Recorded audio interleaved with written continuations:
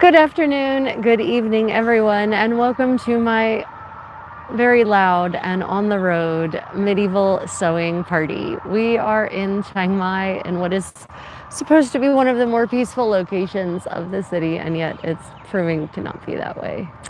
Anyway, we're going to try to do a medieval sewing party here. We'll see if the internet gods decide that I am worthy of their grace or not, because we've had a terrible time trying to live stream here. In the last couple of hours, we were trying to live stream a tour of this amazing park where we have traditional historic style antique homes all over, and the reception just didn't want to play ball. Hi, Brandon. Yeah, so apparently it seems that these teak wooden houses somehow foil the cell phone reception. So we're sitting still. We're not moving. Hopefully that means it will, actually behave and we can do a medieval. I have to say, one of the most frustrating aspects of time is the inability to do live streaming in any kind of mobile, the quality going to absolute shit. So we thought we did our research and we thought we got a good provider. But anyway, welcome to my medieval sewing party, everyone. Today I'm going to be working on my new Burgundian gown. I just drove a needle into the bone of my thumb. Yeah. I'm going to be working on my new Burgundian gown, and I will be chatting with you all, answering your questions about medieval history, about how people lived in the Middle Ages, about medieval fashion, about medieval clothing. And yes, I'm not dressed in medieval clothing today. I am just dressed in my modern travel clothes. So it'll be a different experience for some of you. I had actually considered dressing in a kirtle today, but then I decided to dress Lana style or semi-Lana style, and that just ended up not working very well. Nona, thank you for joining us over here. Gosh, am I on the right? Am I on the Creative Contessa or Travels? I haven't gotten a notification yet. Which channel was this, everyone? Anyway, there have been some really fun things, fun news in the medieval world lately. I was actually just reading about a discovery of a wax tablet in Paderborn, Germany, a medieval wax tablet dating to the 13th or 14th century that is perfectly preserved. And why was it perfectly preserved, my friends? Because like people do with their smartphones now, someone dropped it in the latrine. And the conditions in the latrine were damp enough, and God knows what else enough, to actually preserve the wood and the wax and the leather out of which this wax tablet was made. And it is so well preserved, and it was apparently, God, honestly, looking at the pictures of it, I looked at it and I said to myself, the guy was sitting on the toilet and he was writing notes and he accidentally dropped it in mid-poo, because the notes are that fresh. They are that fresh. They are so very fresh, the state at which they went into the latrine. So I am pretty certain that some merchant in Paderborn was sitting on the latrine, the public latrine, and he was making notes to himself about some business transaction he was about to undertake. And then he dropped it in the latrine, and he decided the best action was not to fish it out again. Unlike everyone else I know who will stick their arms down a toilet to fish out their smartphones. Point is, ladies and gentlemen, that nothing changes. Nothing changes. For those who are wondering, a wax tablet is basically like 2 leaves of wood that have been hollowed out so that they're, 3-dimensional basically. And then that space that's been hollowed out is filled with beeswax. And the beeswax that they analyzed, the beeswax on these tablets, and generally the beeswax has been mixed with, is mixed with a mixture of plant oils and plant-based Sorry. They're also doing construction here, which we didn't know would be happening when we came here. Anyway, mixed with 5 to 10% plant-based oils. And the reason that you would want to mix beeswax with any kind of oil, but especially plant-based oils, such as walnut oil, such as olive oil, is because that's going to make it more flexible. That's going to make it more pliable. And so that will allow you to write in it more easily because you actually take a stylus and incise your letters into the wax. And then it also makes it easy to erase it, to smooth it out again. So I thought it was very interesting that the ratio seems to be 5 to 10% oil to wax to create the perfect wax tablet. Ryan is sitting right behind me. Oh, great. Brandon, creative is the one. Fantastic. Thank you for letting me know. Oh, Mason, you're there. Welcome. Thank you for joining us today. Ryan is right there. Yep. Hopefully he'll find something productive to do since he left his notebook back in the hotel room. Yeah. Hopefully he won't just spend the whole time playing mindless games. Hint, hint. Well, only you can make that happen. Yeah, so we're here at the Lana Traditional House Museum. So this is not a green screen behind me. This is a real giant tree. See? Giant tree.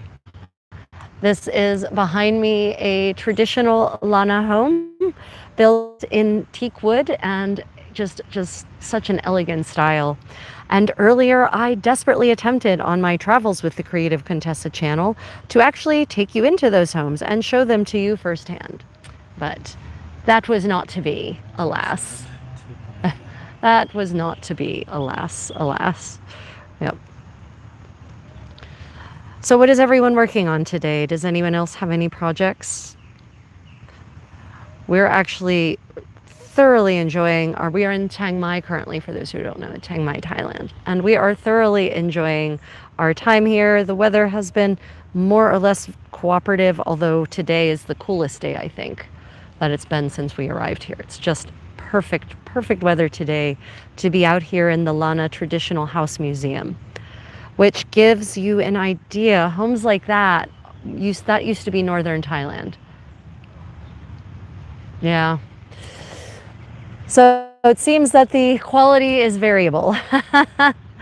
Yeah. We were hoping we could get this to work. I don't know. Can you at least hear me if you can't see me, I suppose? That might also explain why the views are so low. Yeah, we've been pretty frustrated with the internet, the streaming quality of the internet here in Chiang Mai.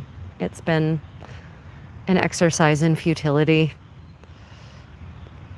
Because I really want to be out in these beautiful historic spaces, not in my hotel, to sew and to chat with you and to share this with you all. But I guess it's not meant to be. I love how she talks down to her cameraman, hope he gets paid well. Brandon, you might not want to wander into the middle of that. That might not be a place you want to go, my friend. Just saying. There's a reason why the internet is slow, so people enjoy nature. Yeah, except that when that was the reason. That would be nice if that was the reason.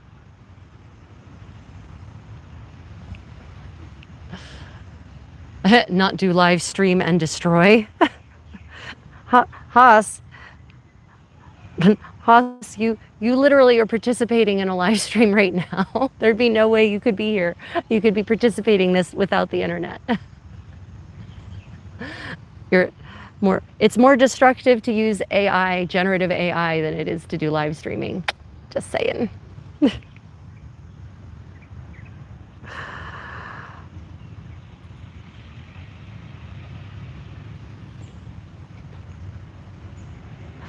Anyway, we've been enjoying our time here.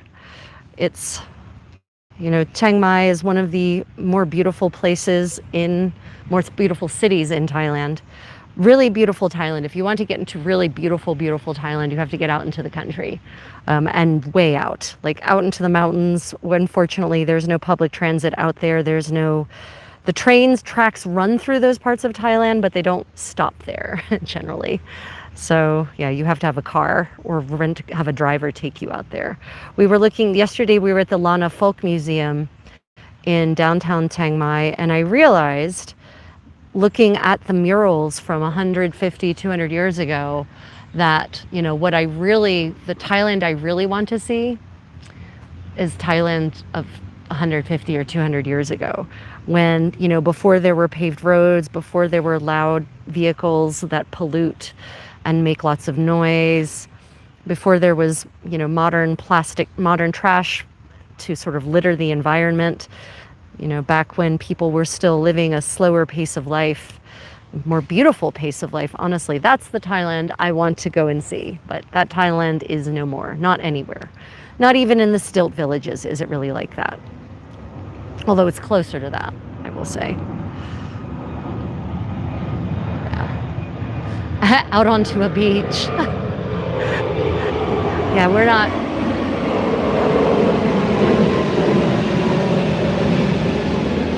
Yeah, you can hear we're in the flight path of Chiang Mai International Airport. So it's thankfully, as I said in the live stream, they are building a new one, but it's not done yet. So yeah, so it looks like, unfortunately, for the most part, yeah, I can actually tell when the live stream quality gets better or worse because the viewers increase or decrease. That's a loud South Asian bird. Yes, it is, Brandon. It is a very loud South Asian bird. You are 100% correct. In fact, that might have been Thai Air Asia X. So very much a Southeast Asian bird. Let me see, a motorbike. No, I do not like motorbikes. Don't like riding them. Don't like being near them. I like riding a bicycle, like with your muscles powering it. But unfortunately, there are not bike trails here. Not really, anyway. And you have to ride with the traffic, which means you're inhaling exhaust. And also sometimes, you know, playing Dodge car or Dodge truck or Dodge tuk-tuk. So not the most relaxing experience.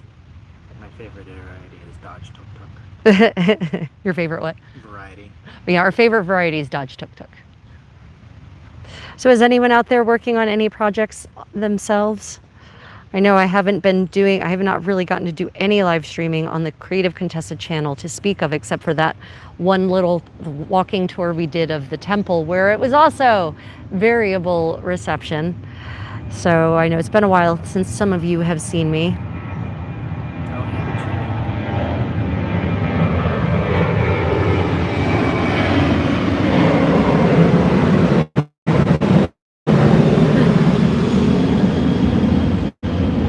Okay, good question. Chosen Law says, what is the percent of gingers that existed in the 15th century?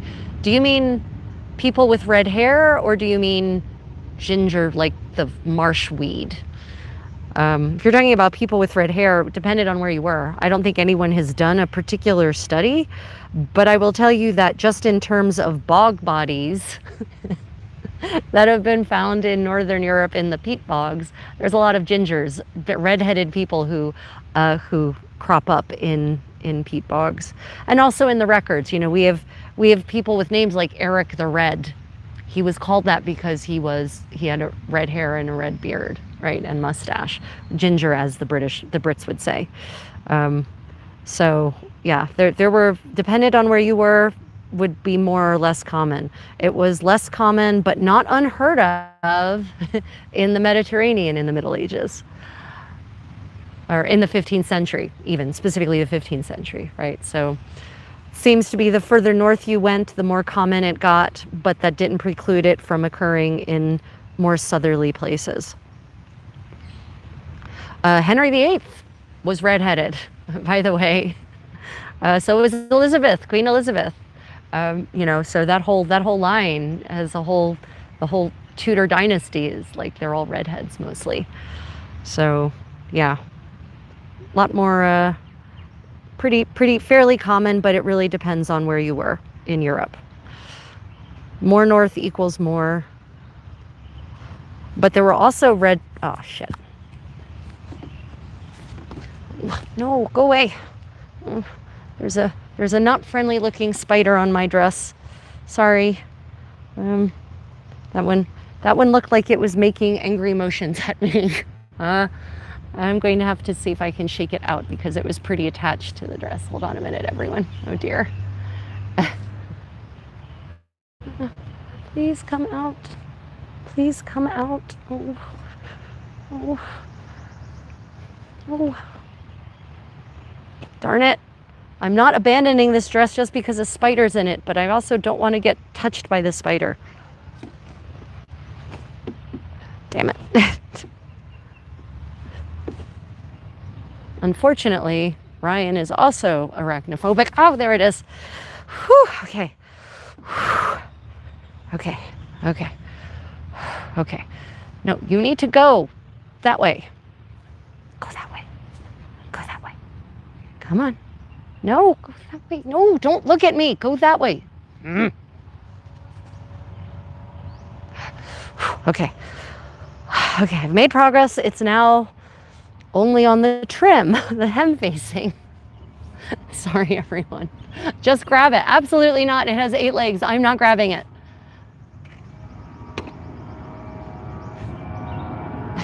No, no, go that way. That way.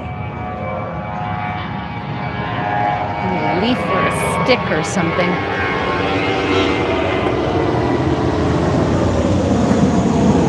Okay.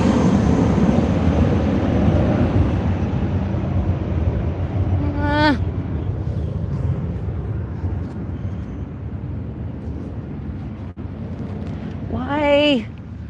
I was enjoying the sewing.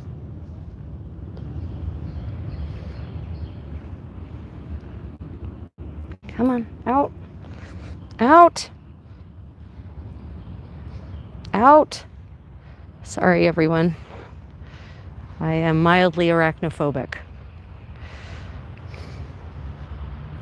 Okay, I think I managed to convince it to go anywhere else but here. I hope. Okay, I think it's all good. Yeah, Brandon, that I don't care what I do when I sleep. Eating spiders is fine if I'm asleep. Having them crawl on me when I'm in the middle of sewing is not fine. Okay. Now I just have to find the spot where I was sewing. No problem. I'd eat it for $1. Man, you need higher standards, Brandon.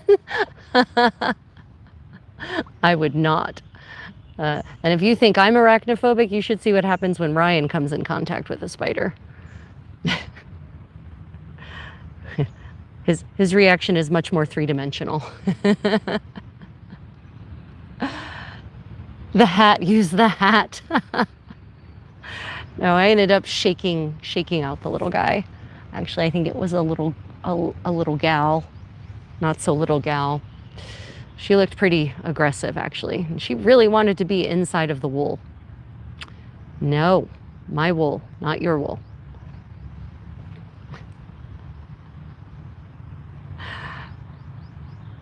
Yeah, I definitely would not. No, you'd have to pay me a lot of money to eat a spider.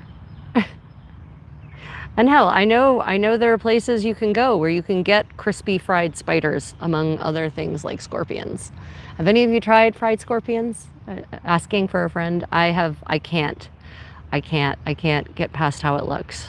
I've tried bamboo worms. That's fine. I've tried a lot of interesting things. I have not done fried scorpions. Okay. Hopefully we're back. Okay. Now, if you're enjoying this very strange medieval sewing party, do hit double tap your screen.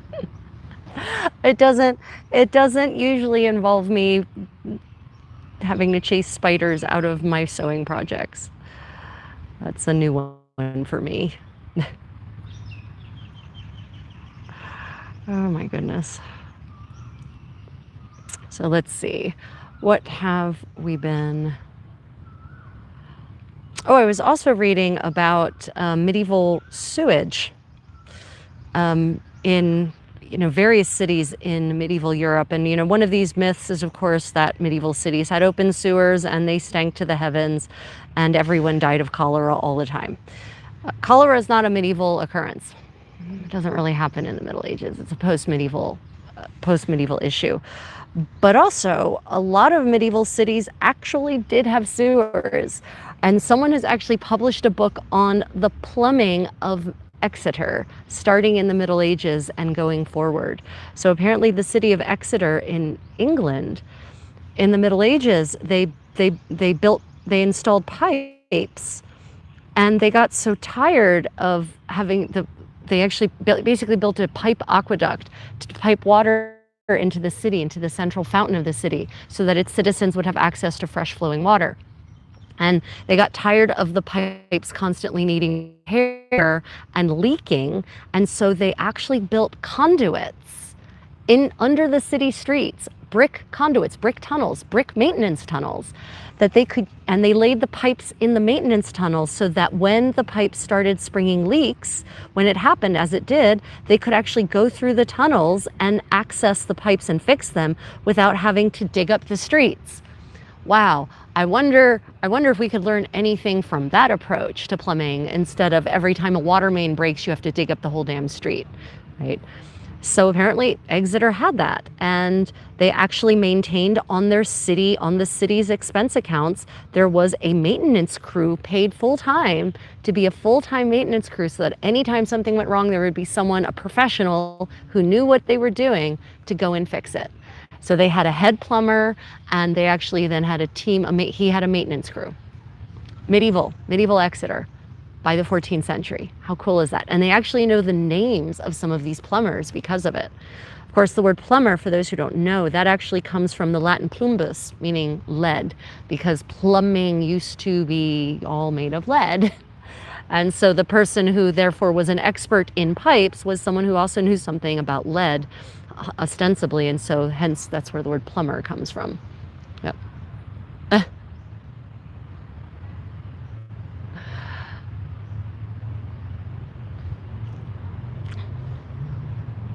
Let me see.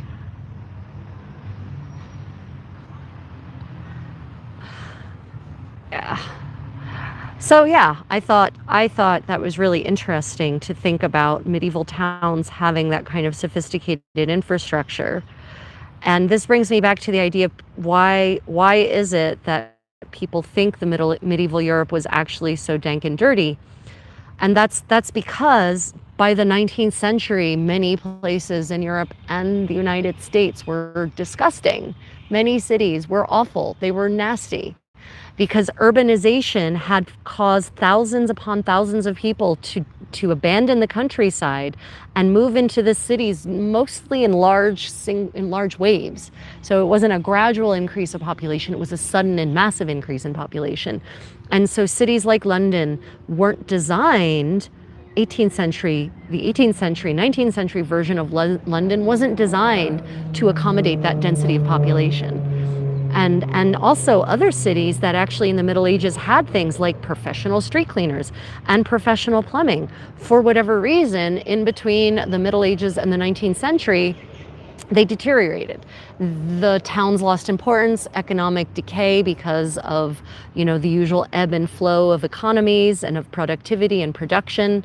So what happens is, in the 19th century, you get these historians who come along and they say, well, Islip, and this is not my example, this is an actual early 20th century historian's example, an Englishman. He says, well, Islip is a pretty disgusting city right now. It stinks, it has bad plumbing, it has bad sewage. Medieval Islip must therefore have been just that much worse, because obviously modern Islip can't possibly be worse than medieval Islip was.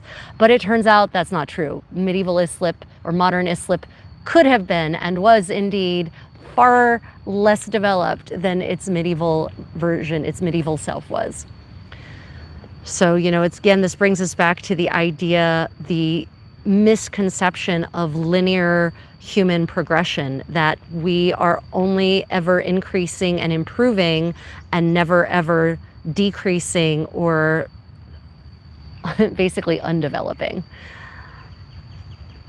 And that apparently is the truth for a lot of cities by the 19th century all across Europe, especially the industrial cities.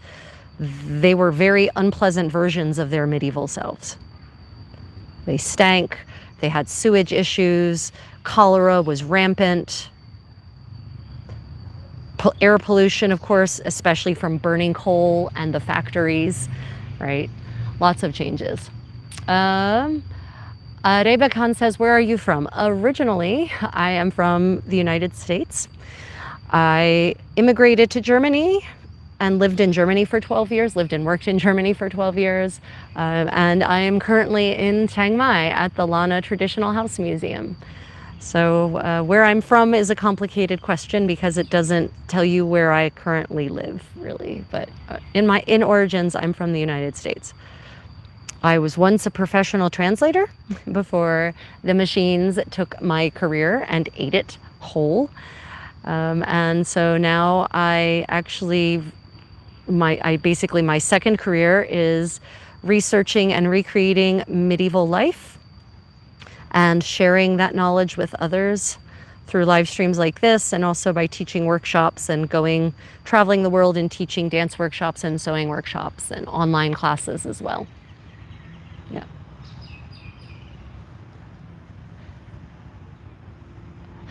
Arabicon, America's a mess. It doesn't stand for anything, so no. There's a reason I left the United States when I was 22. In the last, how many years is it? 2026. So in the last 22 years, I've only lived 3 of them in the United States, and I didn't want to live in the United States for any of those 3 years. Yeah, the United States it's a mess. I don't know if it's ever going to get cleaned up. But that's not what this live stream is about. This is about medieval history, how people lived their lives in the past, how people lived their lives across the world during the Middle Ages. Everything from cooking to sewing to daily hygiene to, what it was like to live in those kinds of buildings. Oh, and that was actually a good question. I misread the title, Medieval Swing Party. Needless to say, not so much. No, it's not a swing party, it's a sewing party. But my music, you're not the only person to make that mistake, so don't worry about it. Many people have misread that title. And that would then explain why then some of the comments that come after that. Yeah, it's a medieval sewing party, but you're welcome to hang out and listen to me hold forth about topics about life in the Middle Ages, clothing, food, that kind of thing. One of the recent questions I received was about how homes were heated in medieval Europe, and specifically castles. Because, of course, there's a common misconception that castles... Wait for the airplane to pass.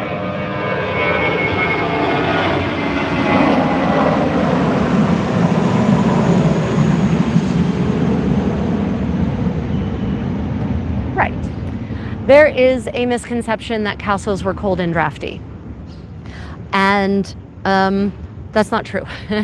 The reason that people think castles were cold and drafty is because most castles now no longer have the same interior or exterior features that they had when they were actually inhabited fully. So in the Middle Ages, castles were plastered inside and outside, and they were painted inside and outside, which would add greatly to the amount of insulation in these homes. So they weren't just drafty. They had windows, whether they were glazed windows or whether it was rawhide stretched across the windows and or wooden shutters. They weren't just big open holes that let air in. And the walls were covered also in tapestries, in wall hangings. Tapestries are not just an item that lends visual beauty to a space. It also is basically removable insulation. So castles, to start out with, were much more insulated than they are now, because even castles that are not ruined now, they still generally don't have the exterior plaster and paint, the interior plaster and paint, and tapestries. Right? So that's one way that they were kept warm. Depending on the era in question, starting in the 12th century, castles start to be fitted with chimneys and hearths, so that you have hearths at either end of a great hall or in a chamber. That will help lend heat. They often had, the older ones, the ones that weren't quite so updated yet, had hearths in the center of the floor. You would build a big fire, and then the heat would radiate out. And they also had something called a brazier, which is basically like a metal pan on legs in which you can put burning coals, and then that can be placed in the room to create heat as well. So those are some of the ways that they could be heated. In other parts of Europe, they actually developed stoves. That's where stoves were invented, actually, not as cooking devices, but as heating devices. Another giant loud south bird.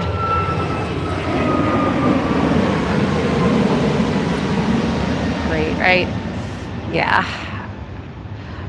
So they had stoves that were specifically for heating, and they were giant metal stoves, like really large giant metal boxes basically, and they would be put in a smaller room that would be the heated room, right? That would be the room that was specifically intended for people to retreat to and do things like sewing and embroidery and play games, and in smaller numbers spend time together when it was particularly cold. The solar was also a room that was east and south facing, right? It was designed more south facing, honestly. It was designed to catch as much sunlight as possible because of the northern hemisphere. So there were many ways that were devised to keep a castle warm. Now, were interior spaces in castles therefore as warm as central heating is now? No. Were they as warm as the ancient Romans had with their fantastic hypocausts and floor heating? No. Were they as nice and warm and toasty as, say, historic Korean homes with their hypocausts and floor heating, their ondol heating? No. They would still have been chillier than most modern people would find comfortable, but therefore medieval Europeans, when it was cold, they wore warm layers. Their clothing was designed to help keep them warm as well. So, some people look at these fur-lined gowns that men and women wore in the 15th century, and they think, oh, wow, that must have been so hot. No, it wasn't. It was the Little Ice Age. And without truly central heating, you will want to have fur-lined garments in the wintertime. Fuck! You poopy spider! Oh! Damn it! Ah! Right on my thumb. Ah!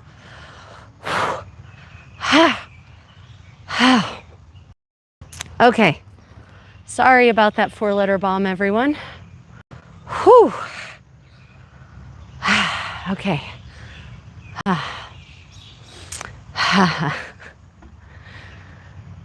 That little bitch came back. She came back. She did. She came back. Yeah, I can see you peeking out at me. Excuse me for a moment, everyone. I'm arachnophobic, guys. It's not, and I'll tell you why I'm arachnophobic. So why I'm arachnophobic is because when I was 10, a friend of mine, we took a canoe from a little pond that led down a creek to the lake in my hometown, and we had to go through a culvert to get to the pond. Well, the culvert was filled with hundreds of spiders. It was coated in spider webs. It was horrifyingly coated in spiders. And unfortunately, my friend was in front and she shouted, "Lean forward," way too late. By the time I realized what I would have to do to get safely through the culvert, I couldn't lean forward. I had to lean back in the canoe. And so for what seemed like an eternity, going through this culvert in this canoe was staring up at these giant spiders who were all coming down towards my face. And some of them landed on me. So I'm arachnophobic for a reason. It was a horrifying experience for a 10-year-old. So yeah, it's it's okay. It's just a spider, but she was right on my thumb. We're in Chiang Mai, for those who are wondering, in Thailand, and this is a strange looking spider too. She's been in a fight. Okay, I'm gonna try to get her off of my garments so I can keep sewing. Yeah, it's a pretty horrible memory, and it is vivid. It is Hollywood high definition 8K vivid, even though it was 36 years ago. It was very scary. So My reaction, my phobia is maybe not a phobia because it's rooted in a real experience.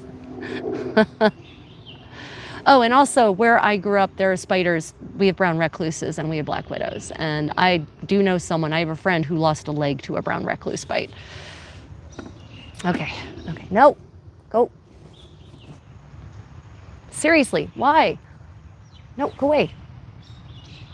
I mean, spider, why do you, the spider is like pale tan and my dress is deep black. It is not a good survival trait for the spider to be on this because I know there are birds that will happily eat this thing.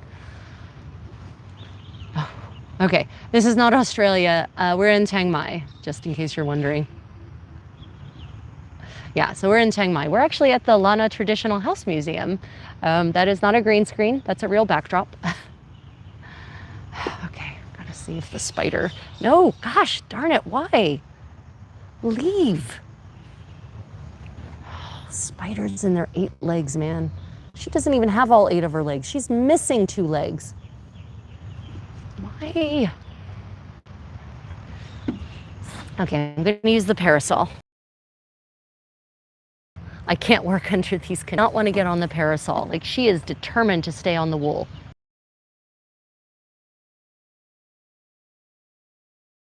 All over there.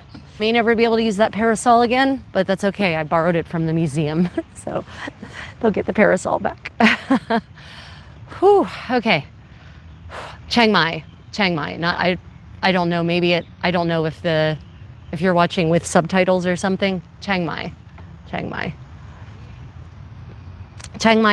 We are currently in Chiang Mai, Thailand.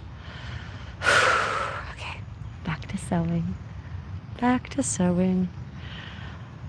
Oh my goodness, I might literally not be able to work in these conditions. Meanwhile, Ryan's been going around and taking photos of all the houses so he can do a nice post about this place for you. So he probably is unaware of all the spider excitement that's been happening here.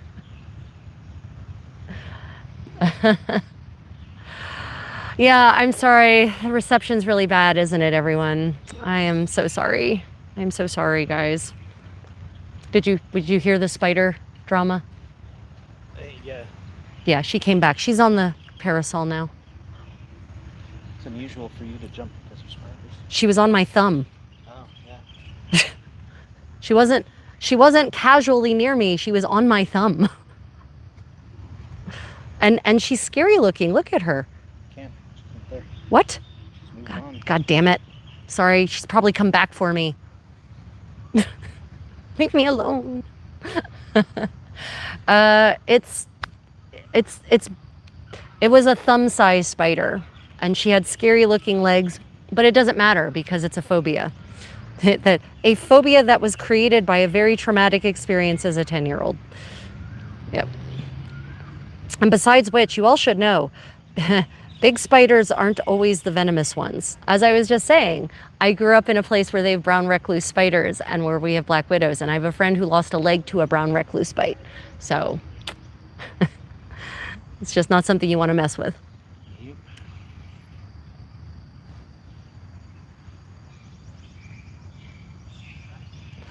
Okay, I'm just rethreading my needle now that the thread has been destroyed by what I did to it. I'm going to assume that so everyone, how is the quality of the stream, not what I'm saying or doing, because that's been garbage, but the actual visual quality, is it very pixelated? Do you actually have a nice crisp image? Has it been varying? Has it been fluctuating between those two? I'm going to assume it's been fluctuating.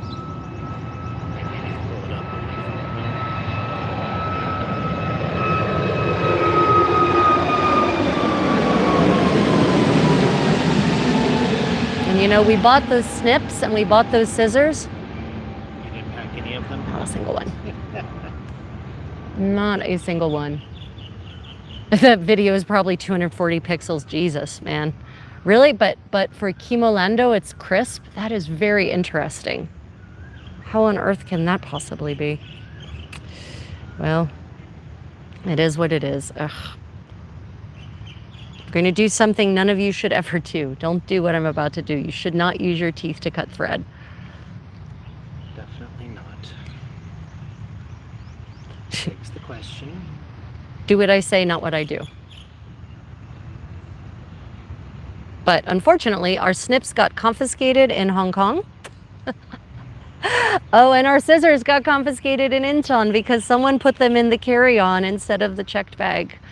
And we didn't know it until my tailor scissors, until we went through security. And so they threw them right away, my very nice, very large tailor scissors. They were not supposed to be in the carry-on. Of course, I know much better than to put scissors in a carry-on, but they were there. Not supposed to be. So we lost the scissors at Incheon, we lost the snips in Hong Kong, and so we went shopping for scissors and snips a couple of days ago in Wadaros Market here in Chiang Mai. Bought a nice pair of very crisp, sharp tailor shears and a whole pack, 12-pack of snips that could probably also be utilized for doing surgery.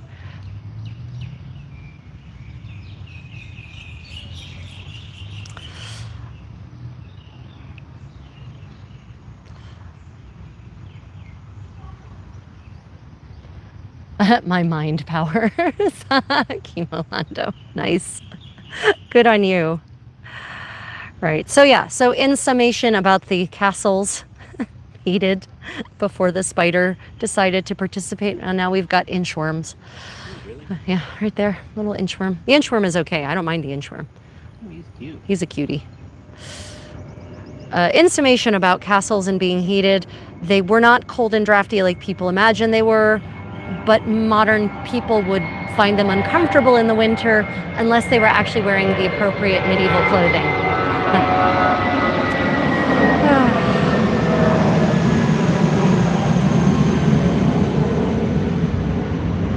I'm going to assume that every time the plane passes over that the sound and the visuals get real crisp so that you get maximum noise from the planes. Sounds reasonable. Those are some loud birds. They are indeed. Yeah, the tailor scissors were a sadness. They were a really good Korean pair, actually. Happily, they weren't like a $200 pair. That would have been, it was more frustrating than anything else because that wasn't what was supposed to have happened.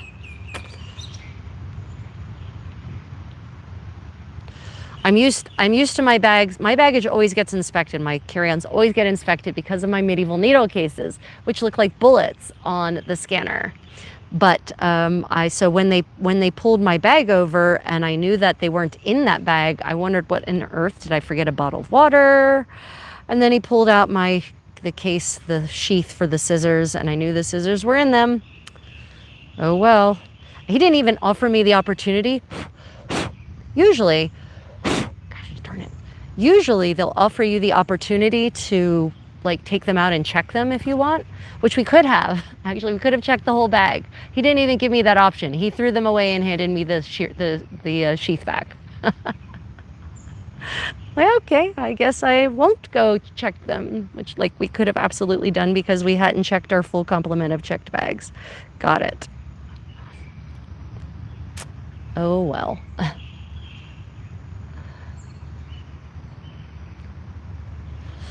Yeah, so let's see, there was another question someone put in the comments lately, Handsome, about, and I said we need to talk about that in the next live stream. It was a question or a comment.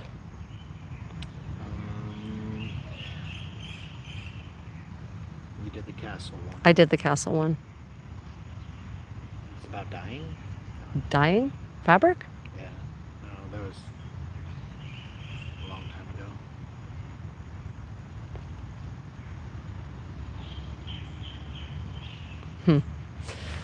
Okay, well, if you have any questions about medieval daily life in the Middle Ages, that's triggering something. There was a comment I wanted to answer, but it's not coming out fully.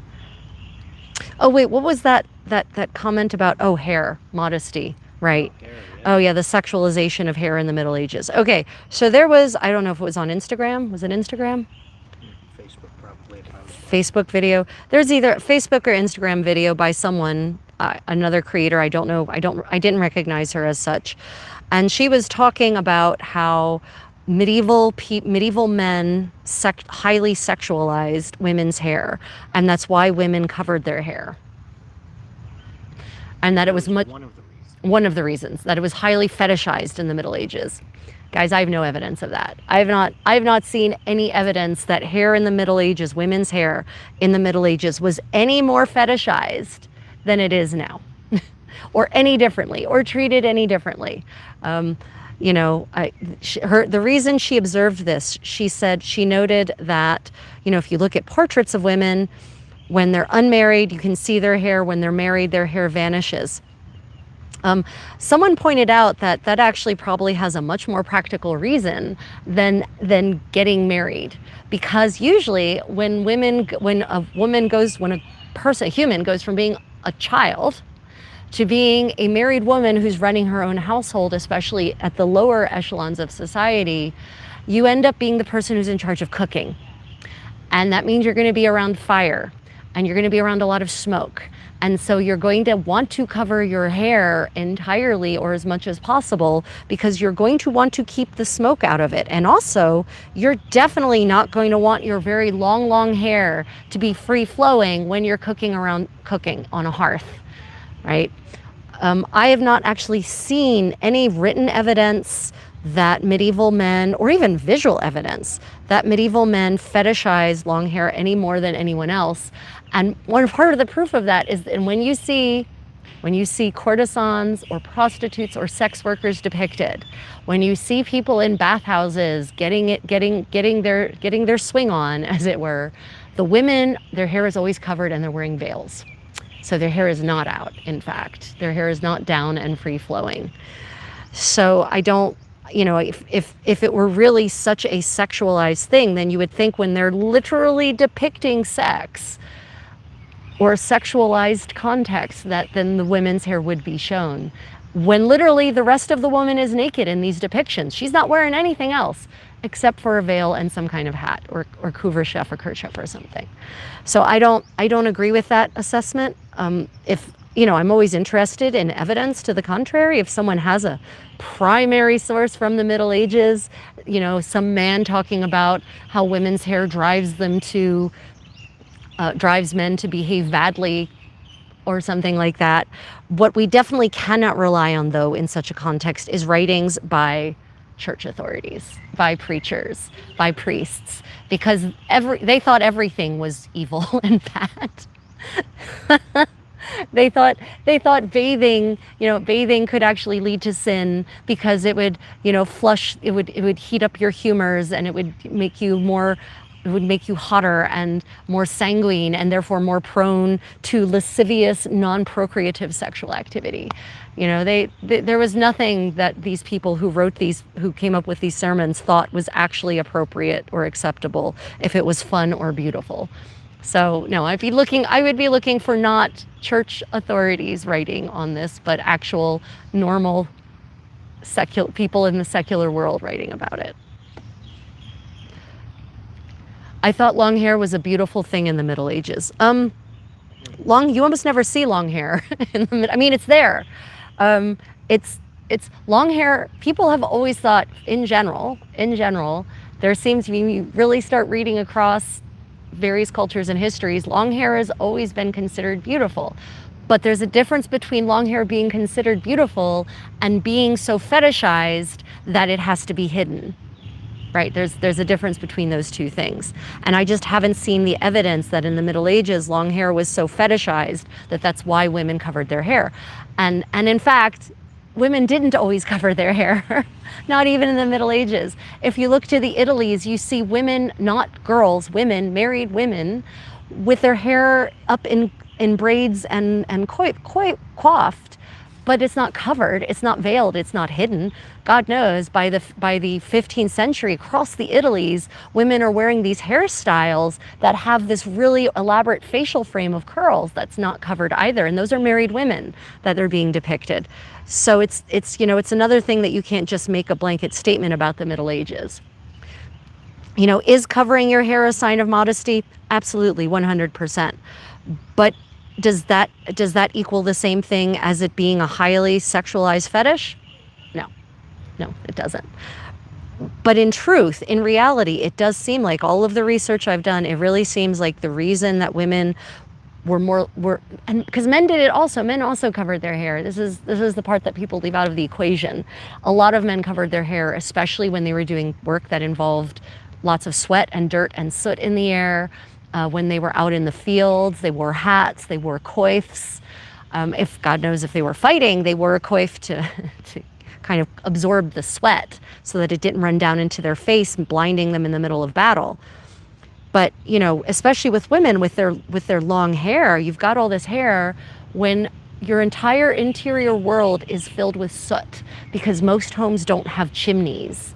You're just going to want to cover it. It's not nice to leave your hair out because hair, like mine especially, will absorb pollutants in the air. My hair gets grungy really quickly in places like Thailand where there's a high degree of pollution.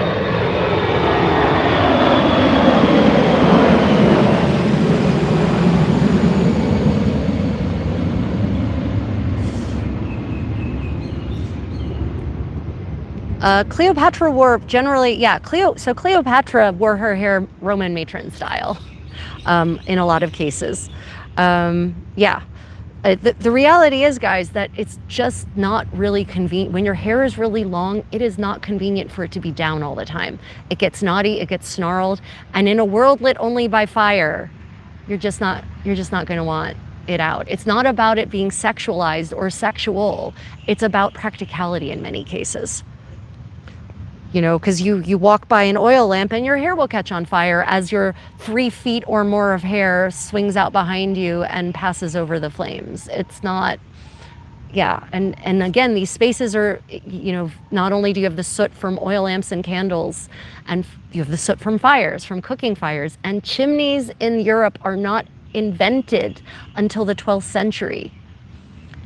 And they only slowly disperse throughout architecture in Europe, and they start as being only an extreme luxury item. There are castles in the 15th century that are still being retrofitted with chimney pieces for the first time, meaning that what you had before that was a hole in the roof and a hearth in the center of the floor to heat the space. And so that's a terrible way of ventilating. It does not get most of the smoke out of the home. So homes were smoky and the air was filled with soot. So yeah, you're going to want to put your hair up and you're going to want to cover it. But that doesn't mean it's a sexual fetish.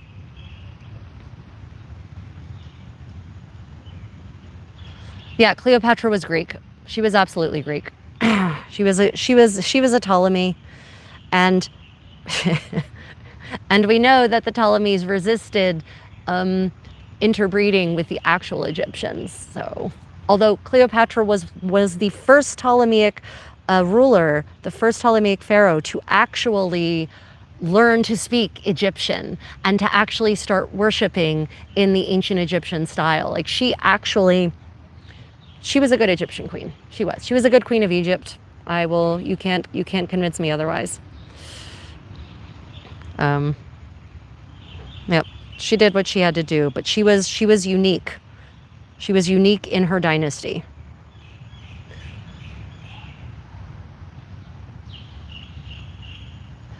Oh, let me see. What race used oil as hair product first in all of human history? I couldn't answer that. It seems, honestly, it seems that, yeah, and I definitely don't like to think of it in terms of race because that's not a really accurate way to look at humans, right? When did humans start using? Who were the first group of humans? What was the first culture maybe to use oil? I honestly don't know. I know that in medieval Europe they used oil for their hair. I know they did in ancient Egypt, absolutely. And so maybe that might be the earliest example. I haven't done a thorough world survey of that. In Asia, in Eastern Asia, women have been using rice bran oil for a couple of thousand years at least. But I haven't looked back to see how far back that traces. So, it could be the ancient Egyptians may have been the first to use oil as a hair product, but I don't know. There may be civilizations that are older that haven't left records that were using it. Yeah, that is a good question though. Yep. Is your hat based on the 15? No, okay. So just to be clear, today I'm not dressed in medieval anything. This is a modern hat. It's just a modern sun hat. Completely modern. I bought this at a street fair in Washington, D.C. in 2014. Yep. We used to be fish. Fish oil, we used to be fish.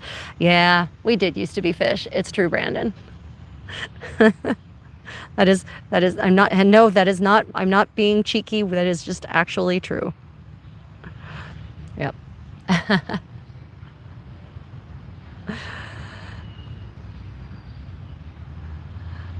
But we actually have recipes for hair oil from a variety of medieval and Renaissance sources.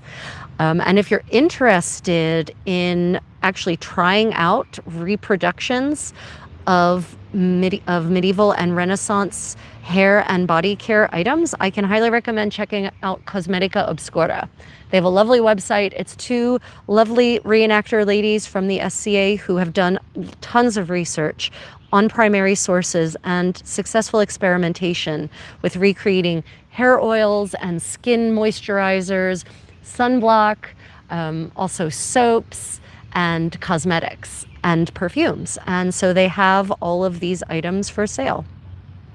And the smells are, for those of you who grew up in maybe in Orthodoxy, so Eastern Orthodox Church, Greek Orthodox, or Catholic Church, then maybe Lutheran, I think, also does bells and smells, and I think the Anglican Church also does bells and smells. For those of you who grew up in those traditions, then you would recognize some of these scents because, of course, medieval perfumes are heavily reliant on resins like frankincense and myrrh and ambergris. So they, those were what were considered not only good for church practice, but for personal perfuming application. So the way these items smell, it's absolutely wonderful and heady, but it also has a mystical smell from a modern perspective. Yep.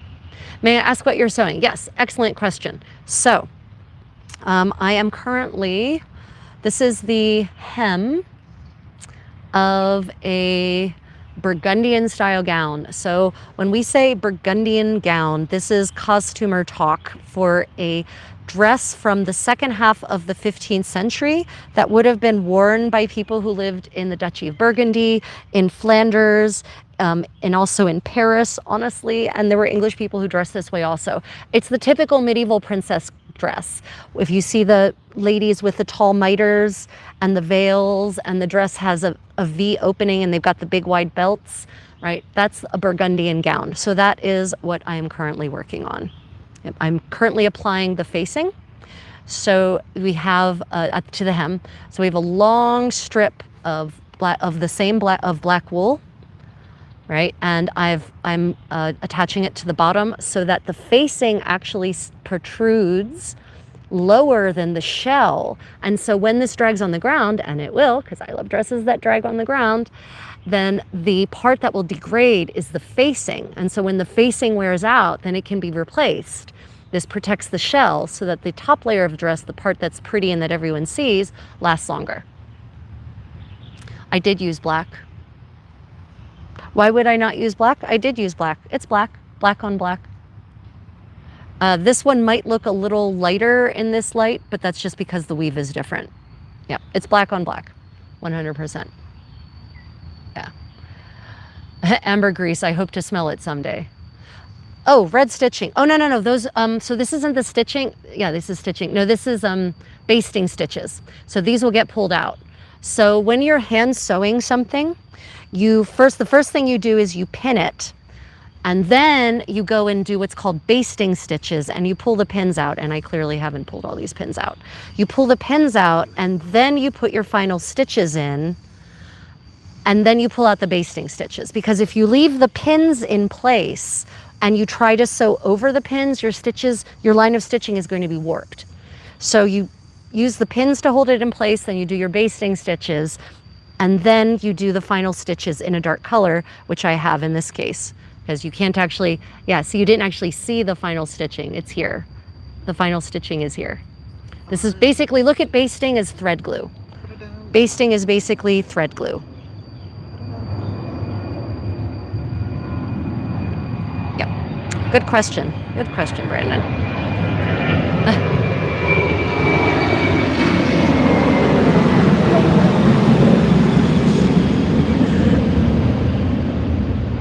Another loud South Asian bird.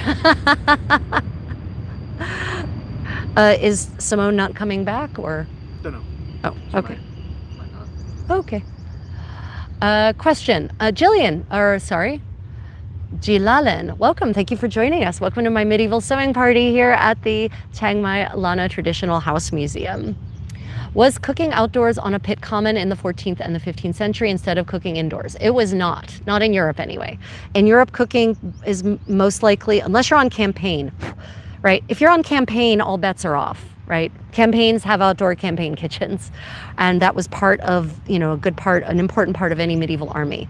But if you weren't on campaign and you were at home, then kitchens are all indoors. What is separate generally? Ovens are separate. Ovens tend to be in a separate, like in the courtyard in the case of castles, or in a completely separate building in the town. Most people didn't have ovens. Castles had ovens, palaces had ovens, but your average home did not have an oven. So you would actually pay the baker to use the oven, to use their oven or to use the communal oven. But no, cooking outdoors, not common unless you're actually on campaign. Then it becomes common. But I mean, in part, you have to remember that in large parts of Europe, it rains often. And it's cold often. It's like, at least 4 months of the year, it's too cold to cook outside, and it snowed, and yeah. So no, indoor cooking was the thing. Yeah, incoming. Yeah, exactly, Brandon. Oh, the giant Asian birds. Ugh, this thread is so unhappy with me. Yeah, that is a very good question. In fact, sadly, although we haven't gotten to publish that video yet. So at the very end of our tour of this amazing traditional Lana home museum, we were trying to do a tour of a kitchen that's actually been set up to look like it was 100+ years ago. That failed. So we did a video. I did a video, straight up video recording. It's about 5 minutes long, showing you this kitchen. And in showing you this kitchen as it's set up here, it's actually very much like a medieval European kitchen would have been set up. And I draw those parallels in the video as well. Thank you, Vaccinator. This is my travel hat. This hat is good not just for sun, but for rain as well. Very effective. Appreciate that compliment. Nice to see you back, Vaccinator. Usafel says, forgot about the weather. Yeah. Yeah. I mean, and again, Europe is not a monolith. I would imagine, actually, I say that. I would imagine in medieval, I think if I do recall, in medieval Spain, especially, that there were actually outdoor kitchens in the courtyard sometimes, especially when it got hot. Yeah, especially when it got hot in the more southerly parts of the Iberian Peninsula. So Europe is not a monolith, but in most places it was indoor cooking. Yeah, G Joker, thank you for joining us. Doing very well. We're here in Chiang Mai at the traditional Lana House Museum, and just doing this sewing party as best we can, given the terrible, terrible quality of the data here. So we're plugging through, and I appreciate everyone who's sticking through despite the sometimes impressionist quality of the visuals. Yeah, Wowake, welcome. Thank you for joining us. Oh, much ado about anything. So there you go. So yeah, there are places, especially in Al-Andalus, where they did have outdoor cooking facilities. Yeah. What does a medieval swimsuit look like? Could you please demonstrate? There is no such thing as a medieval swimsuit. For the most part, medieval Europeans didn't swim. And that was part of the problem. That's why there are so many deaths by drowning in the Middle Ages in the coroner rolls, because people go to actually bathe in the rivers, and they get swept away and they drown because they can't swim. It's not an activity. It's not something people typically enjoy doing. Or if they do it, then they do it naked or in their undergarments. So yeah, there is no such thing as swimsuits. Are actually an invention of the 19th century, when taking the waters became a health trend amongst the wealthy. Yeah, I mean, why get in the ocean attempting the Cthulhus? Exactly, much ado. Exactly. Why would you do that? Yeah, I mean, presumably sailors would learn how to swim because the alternative was probably drown. So a lot of sailors didn't know how to swim. Oh, really? In the Middle Ages, even? Wow. Okay. Apparently, even sailors didn't typically learn how to swim, which is why so many of them drowned with their ships capsized or something. Yeah. Let me see. Chosen Law, you asked some very interesting questions. Yeah, so humans have been there's always new evidence coming to light about which group of humans arrived in various places first. And I'm actually not certain about Thailand, about prehistoric Thailand, if it was the people who ultimately settled in Australasia who actually came here first. I don't know. I don't know. I actually can't answer that question. Almost all of the museums here focus on very recent history, which is frustrating. So, like all of them, it's history in the last 200 years, 300 at the outside edge, Ayutthaya. If you're lucky, they might cover Ayutthaya, but they really don't seem to want to talk about, or they just don't talk about history that's older than 300 years here. Which is frustrating for someone who's very interested in basically what the entire world was like in, like the 12th through the 15th century, right? I like to understand what things were like everywhere in that time period, and the museums here just don't talk about it. You sometimes say ancient history and then 100 years ago. Yeah, Brandon, let's not go there, huh? Yeah. I like the concept of history. I would like to learn true history before I just imagine what I think happened back then. So let me tell you all something about history. As a topic, generally, history is not set in stone. There is no single objective record documenting everything that has happened since humans first transformed from being fish to non-fish, right? So what that means is that there are dozens upon dozens of different kinds of sources that give us an idea about our history, but we're always discovering new sources that change our understanding of history. So we should never become too attached to an idea about history, because it's very likely that new archaeology is going to be revealed, that a new written source is going to be discovered, that is going to completely revolutionize our understanding of any given period of time. So I really don't like to use the word true history versus not true history. I prefer to understand history as a narrative that is evolving and that is in development, and that we will never have a complete and true idea about until and unless we invent time travel. That's the only way we'll ever really know about any given point. Now, I prefer to look at where the evidence takes me. I prefer to follow the evidence that we do have and try to understand and interpret the evidence as objectively as possible. And God knows there are plenty of historians who don't do that. But I try not to, refer to untrue or true history until we start coming to those horrible myths about history that people spread willy-nilly with absolutely no evidence. That's when I start to, use heavy words like not true. But yeah, what? And you're an idiot. And you're an idiot, right? And not you, I mean in general. That's when I start to cast aspersions, when people are not even using actual evidence of any kind and making statements about history. Yeah. Waukai, thank you for the coins, gold coins. Appreciate that. Yeah, it says gold coin, technically. Let me see. Much Ado says, I just got an idea to write a book about a historian going crazy because time travel is invented. This probably is a thing already. Well, the timeline. Have any of you read forget the movie. The movie was garbage. The movie was red hot garbage. Have any of you read Michael Crichton's timeline?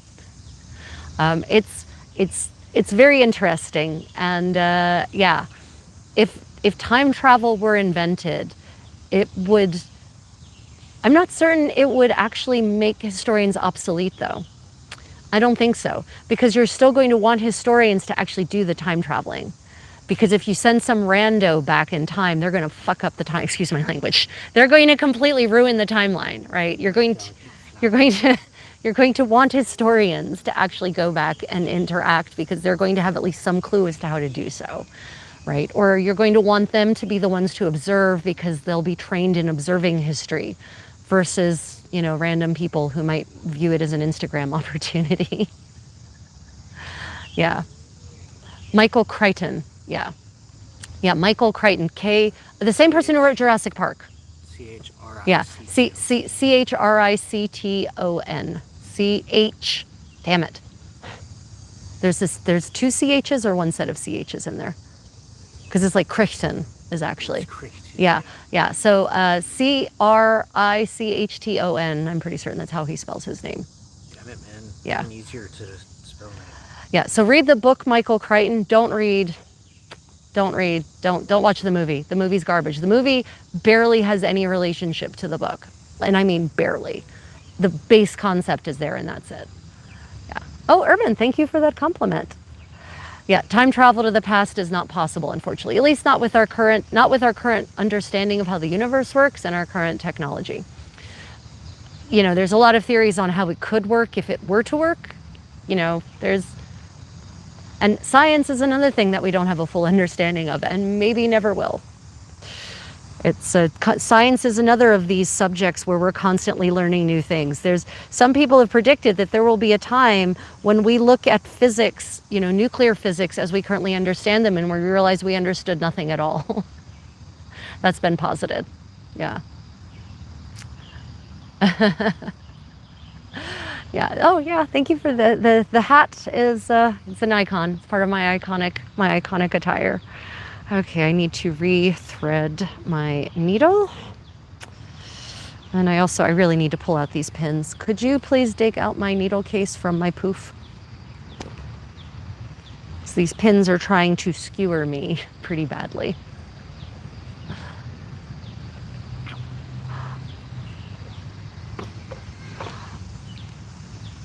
Yeah, Brandon, this is a conversation I could have in person, but I think you're going to find that I'm going to not agree with you, and for many good reasons, with actual history backing my statements. But yeah.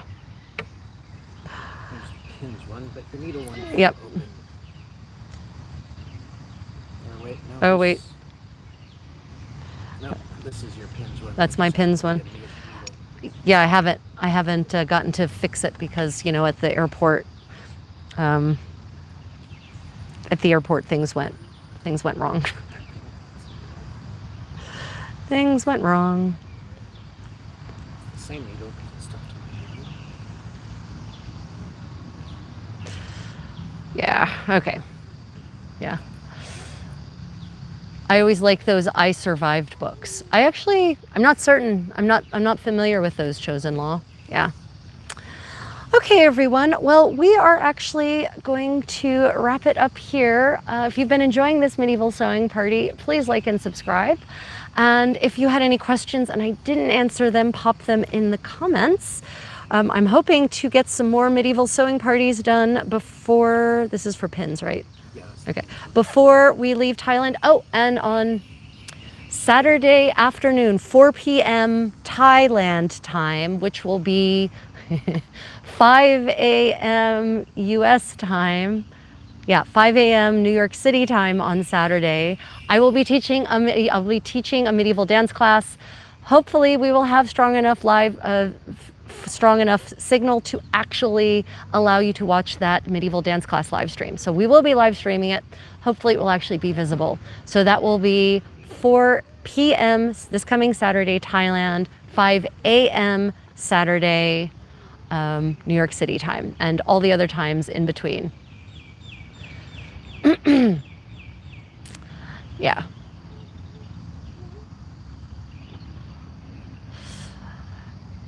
Yeah, so if you enjoyed this medieval sewing party, then don't forget to hit the notification bell and like and subscribe. I'd like to thank my channel members and my patrons for supporting my work. And I do need the needle. Did you hand me this needle? Did I hand you this needle? Huh? needles. Yep. Yeah. Like to thank you all for supporting my work, and I hopefully look forward to seeing you on Saturday, maybe at the latest, at the medieval village outside of Bangkok, where we'll be teaching medieval dance to a group of very enthusiastic people. Yep. Okay, everyone. Until then, stay creative, guys.